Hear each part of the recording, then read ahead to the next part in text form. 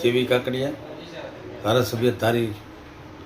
આજે તાજેતરમાં સ્ટેટિક સિંહમાં કોઈ એવો વાયરસ આવેલ છે, જે વાયરસ આવેલ છે તે બાબતે લઈને વન વિભાગને ફરી વખત તાકીદ કરું છું કે એ સ્ટેટિક સિંહમાં સંરક્ષણ અને સંવર્ધન માટેના બાબતે વિશેષ ધ્યાન આપે. આજે રાજ્ય સરકાર દ્વારા તમામ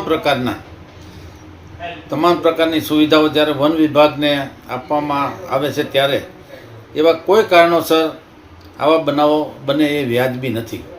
ફરી વખત હું વન વિભાગને ધ્યાન દોરવા માગું છું કે આવી કોઈ પણ પ્રકારનું વાયરસ આવે ત્યારે એ સ્ટેટિક સિંહનું રક્ષણ કરવું એ આપણી ફરજ છે, અને એના સંવર્ધન માટેના જે ઉપાયો કરવા પડે એ પણ કરવું જરૂરી છે. સરકાર જ્યારે આ બધાય સાધનો અને બધું જો તમને સુવિધાઓ આપતા હોય ત્યારે આમાં થોડુંક ધ્યાન આપવું જરૂરી છે.